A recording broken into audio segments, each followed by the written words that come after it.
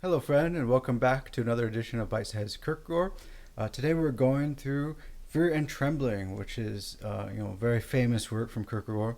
And really, Kierkegaard thought like this work alone is going to be sufficient to secure his name in the history of philosophy or the history of thought. And he's not far off. It's a lofty thought to think of yourself like that, but like he's not that far off, really.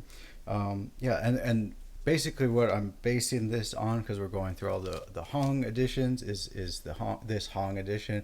I have the it's too close. Okay, I have the hardcover, but I also have another one that I picked up. I thought it was worth mentioning. It's a newer translation. I believe it came out this year or last year. Very very new. It's the language is a little more familiar, less kind of strict academic and so forth. So, if you're questioning which one should I get, I would really recommend this one. The translator is Bruce Kerms, and I'm butchering his last name. He also has a nice compact book where he translated Kierkegaard talking about the lily of the fields and the birds of the air, which was a recurring topic in a lot of his writings, but he has some dedicated essays to that. Yeah, I like it. But yeah, the ones that I really took notes for, I'm just going to set this aside. The one I took notes on was the Hong edition. Today, I want to make it quick, so I don't want to waste a lot of time here. I have three main topics I want to talk about today. One, the idea that possibly Fear and Trembling is somewhat autobiographical, some speculation, but I think there's good reason to think that. The second topic is, is basically using this as an illustration of Kierkegaard's entire thought. And why did Kierkegaard think that just this work alone could let him stand out in the history of philosophy?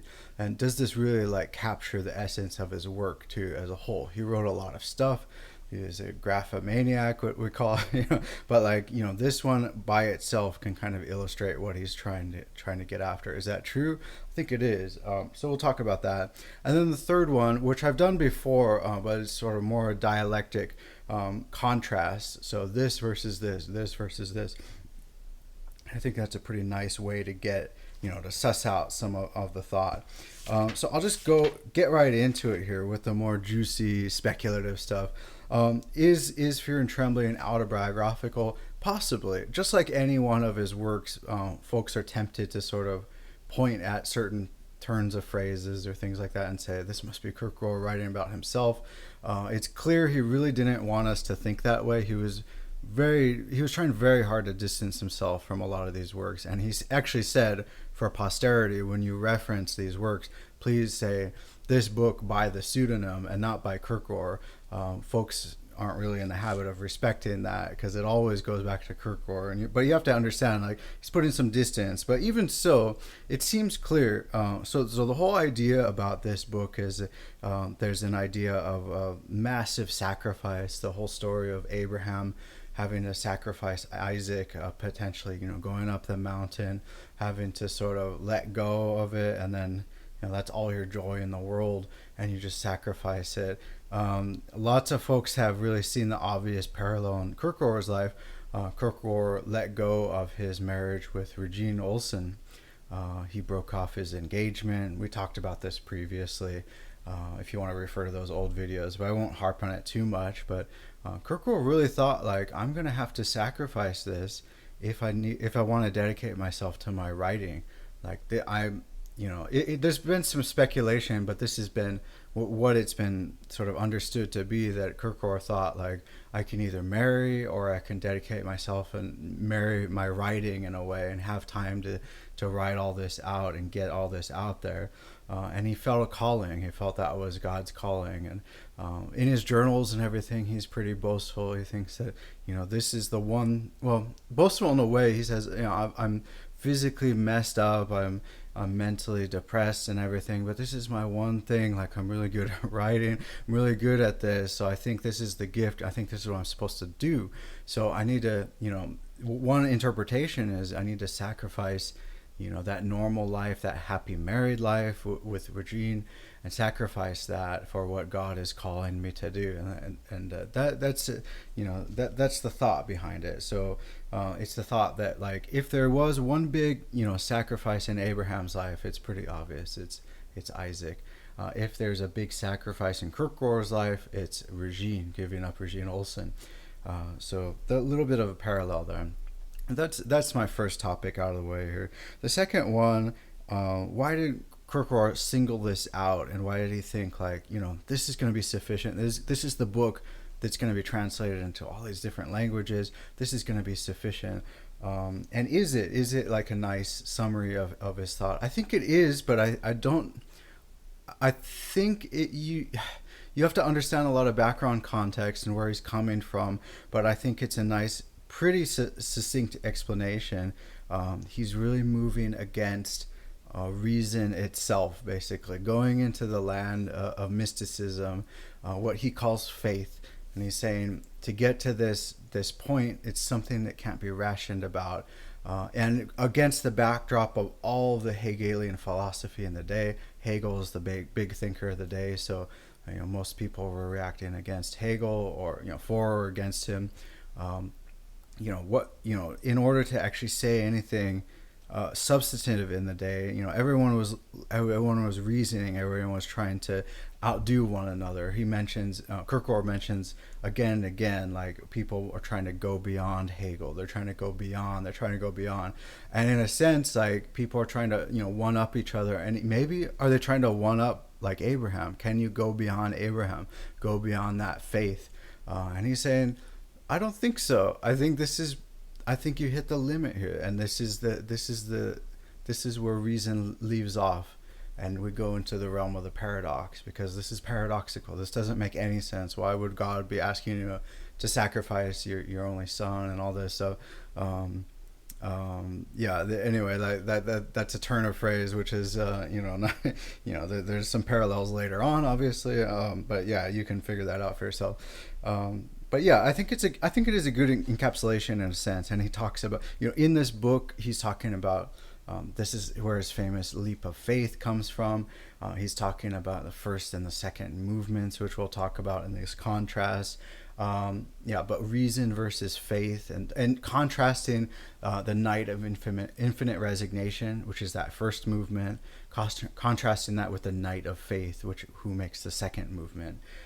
So I think it's a nice little encapsulation, but it might not be sufficient if this is like the first thing you read. I wouldn't recommend that, really, or read this with an introduction, or with some supporting text, something, or my videos, or something more than that. I think you need a little help to see his overall work. But in a sense, like, okay, yeah, it's fair to say, like, this is pretty significant work.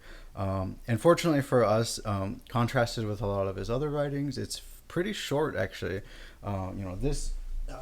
This edition here, it doesn't look too bad. So, like, and then this one is a little thicker. Always Hong translations come with, half of it is just like journal entries in the back here, things that Kierkegaard wrote at the same time. So it always looks a little bigger than it really is, but it's really not that long. So, if you're looking for something that's on the shorter side, this is one of the few Kierkegaard works that is actually short, and it's pretty understandable, I think. Kierkegaard is not the strongest writer. He rambles, he reiterates, he goes over topics over and over again, and isn't very clear in a lot of times. So, like, but I think this one is fairly good, just what I think anyway. So that's that second point. So that's out of the way. We're on to the third point, and I like doing this because it's easy to see. Kierkegaard is talking about contrast a lot. This is really, I think I'm getting the impression this is really a style of the time. This is the dialectic, or the Hegelian dialectic. The thesis, the antithesis. Maybe it doesn't map exactly onto that, but I see a lot of these contrasts, and it's a way of sussing out and understanding it better. Really, it's contrasting the ethical with the religious, and then some talk about that too. Like, if we're interpreting Abraham in an ethical way, he's really insane, and he's a murderer. Like, there's no getting around that. Maybe he's schizophrenic or something like that. He's hearing voices. Like, obviously, the ethical interpretation is us trying to apply our reason, because we live in a society. We have to have ethics. We have to have judges and courts and things like that. And really, if Abraham must live in a society like ours, like, we have to understand his motivations in a rational way, right? So really, the best way to interpret Abraham is to think, well, he's essentially, a potential murderer, and he's clearly insane. He's a madman. But there must be something wrong with that, right? And we gotta check my first video. That was one of the interpretations. Indeed, we could interpret him as like a madman. But what would be the goal of the Bible trying to tell us? Well, Abraham was crazy, but he obeyed. No. The message was he obeyed God's command. It wasn't Abraham was crazy. He tried to sacrifice his son. Like, that's not the point of that. The point is that he obeyed God's will. In the same sense that, Jonah did the same thing. Jonah did nothing to deserve all these catastrophes. He was a good, faithful person, and he didn't deserve any of this, and God put him through these trials. Why? But like, it does. Why? There's, you're always asking that why. That's where the ethical comes back, because it's like, well, he must have deserved it, right? That we're trying to put our own reasoning, our own interpretation onto it, and really the message is like, no, we can't do that. We're lost. We come up to the religious interpretation, which is he's being obedient to God and God's will. And then there's a contrast with the sort of the hero of old with Abraham. We can understand these heroes who sort of, they make sacrifices.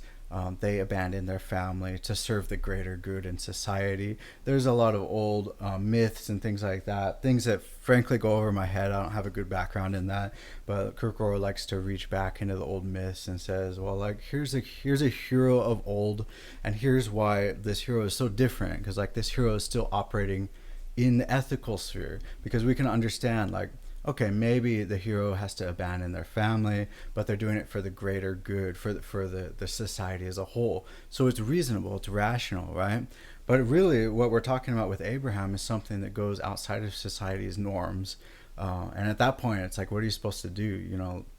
You're basically trying to murder your son. Like, there's no ethical norm in society, and it's like transcendent. Like, there's an ethical sphere outside of society itself, and that is really the realm of religion, where God's commands come into play, right?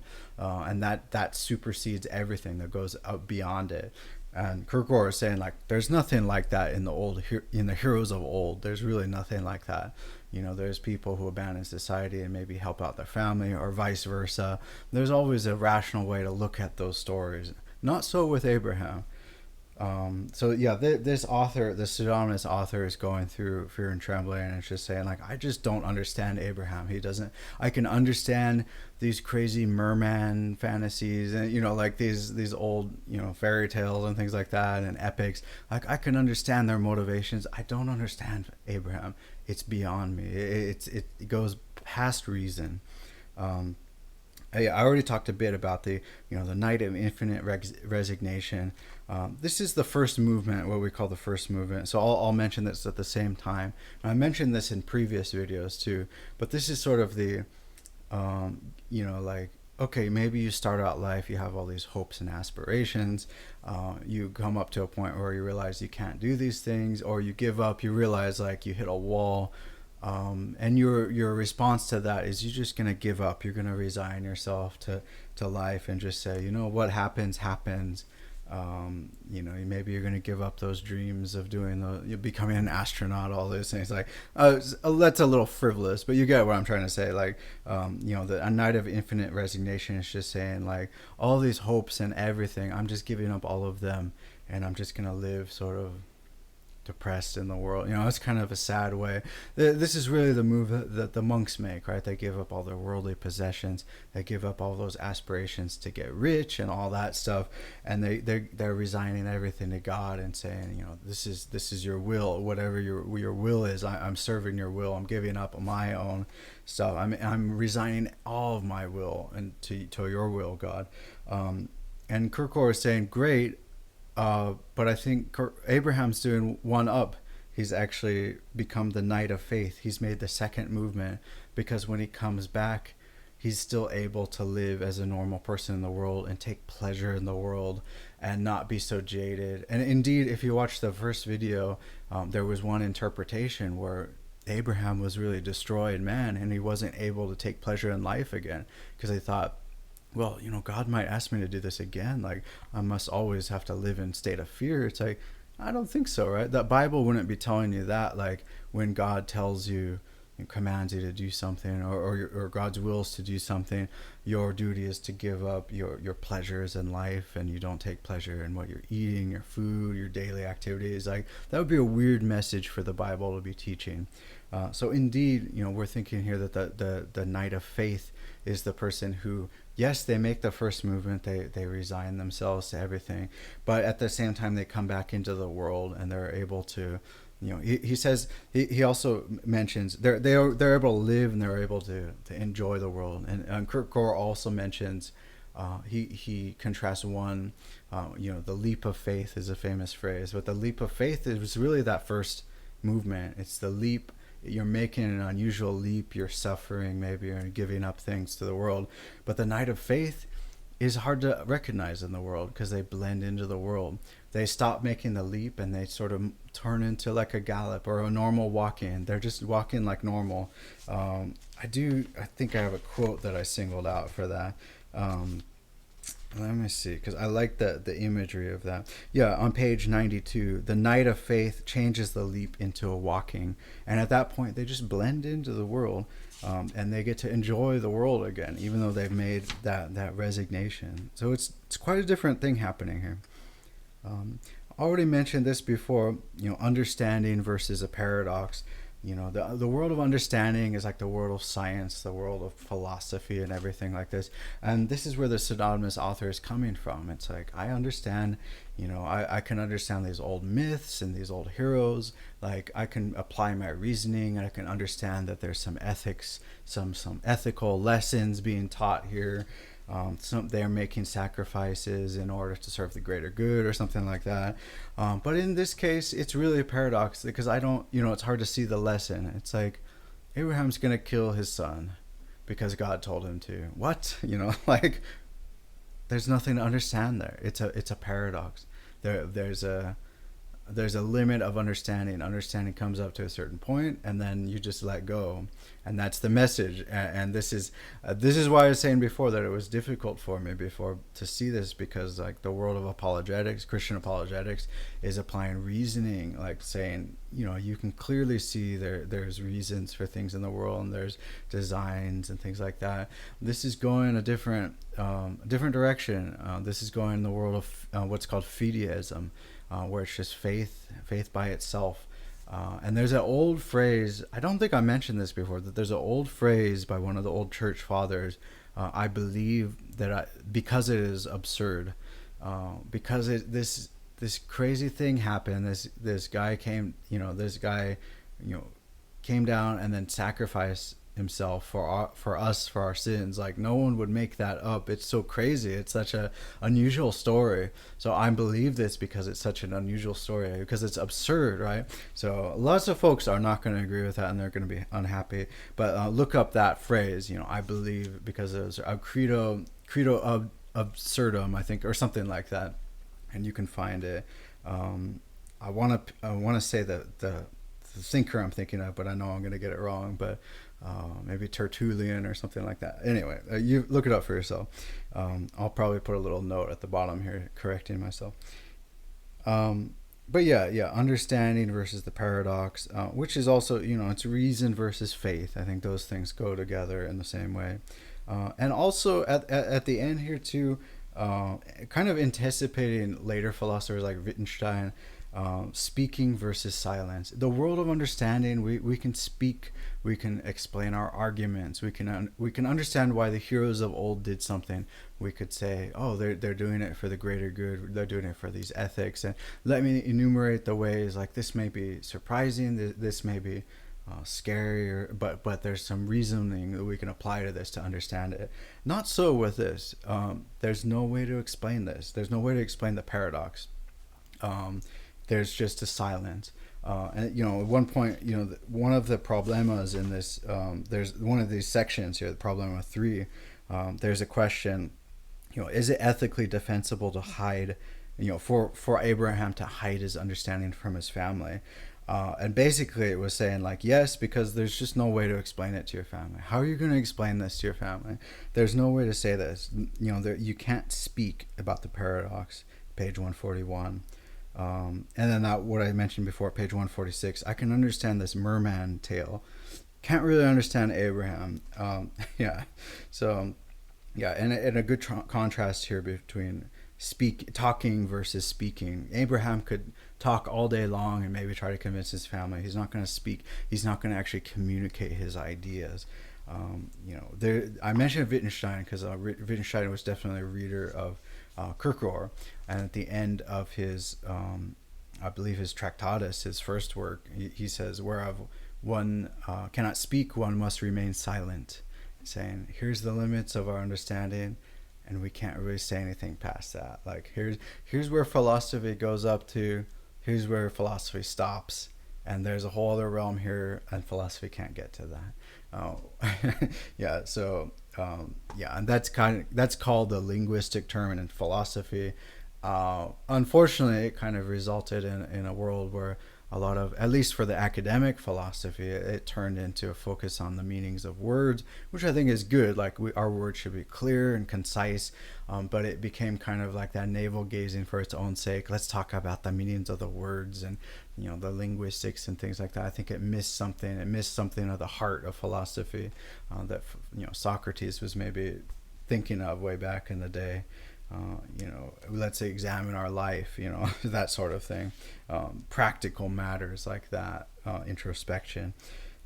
So yeah, there's a lot of good things here, and I think I think it's reasonable that there are paradoxes. If you wanna consider that, yeah, if you believe that God exists, or some higher power or some higher being exists, it's probably reasonable to expect that we can't 100% understand that higher power, right? I think that's pretty reasonable. And if you're not super arrogant, right, there's always going to be mysteries in the universe. There's another way to say it more naturalistically, and that we maybe applying our reason is not going to work. Indeed, I think we've even seen this too. There's a famous talk of quantum mechanics just going beyond logic, our traditional Aristotelian logic of the law of the excluded middle and so forth, or things being in two different states at once. There's weird things that happen in quantum mechanics that doesn't really make sense in our world. So that we already have that, really. So when you're talking about God, though, you're talking about the creator of the universe, right? You're talking about someone who obviously understands a lot more than we ever will, or has access to things that we can't even imagine. So I think it's reasonable that there could be a paradox, especially if God is interacting with us. We can't understand the motivations or the will of God, but we can follow faithfully, and that's where the message is. And this is I always like to bring this up because I think there's also parallels to Buddhism a lot too. Like, we think this is mystical nonsense. What is the sound of one hand clapping? What is your original face before you were born? Or some like things that just sound like nonsense. But these things are teaching the thinker to actually go beyond thinking and saying, like, I'm giving up this, this is the limit of my understanding. What is the sound of one hand clapping? Something that's gone beyond now, and it's something that you're not supposed to understand. It's something I don't know what happened. I don't know what the right language is for it, but it's the same turn. It's the exact same turn towards the paradox. It's like, here's something that doesn't make sense in our world, and you need to trust that this has meaning, and this makes this is significant because there's something to this, but we can't apply our traditional tools of logic and understanding to it. So it's a scary place. I think it's interesting concept, and I think it makes a lot of sense for an individual's relationship to God. Only Abraham could understand, what he owed God and his own relationship. I think the difficult thing is, like, yeah, you definitely don't want to base an ethics of a society based on fear and trembling. That would be a place where no one wants to go, and that's not where Kierkegaard is suggesting. Like, yeah, let's all just you end up in a relativistic mess. Kierkegaard is not suggesting that we should give up ethics completely. I don't think that's the turn, and I think that might have been my former interpretation, but that's the wrong way to go. Kierkegaard is saying this is about the relationship of the individual to their God, and this isn't about the role of society or so forth. Just a few more things. I know I've gone on a long time. I did want to mention another thing because you might be saying, well, this is the Old Testament. A lot of crazy stuff happened in the Old Testament, and we don't have to really follow that today. It's been superseded by the New Testament, which is somewhat, that's a sensitive topic in itself. But on page 120 and 121, Kierkegaard is saying, you know what? There's some hard truths in the New Testament too. Luke 14:26. You must hate your own father and mother, your wife and children, your brothers and sisters, and follow me. Jesus talking about himself. What is he talking about? You must hate them. He's talking about giving up these old modes of ethics and faithfully following me. And it might mean turning against the world and the world's understanding. Okay. And then basically in the epilogue, page 167, the highest passion in a person is faith. And I really like this. Each generation begins all over again and has to rediscover their own understanding. It's not like the system building. It's not like science where each generation is learning more and sort of adding more, or philosophy might even be making progress. Some people say no, but I think it is. It's building on other thinkers. But faith is something different. Every generation has to start from ground zero again and understand this faith thing for themselves. And then a new generation comes along, and again, from their own ground zero, they build up their own, that's the wrong phrase. They don't build up their understanding. They get familiar with what faith is.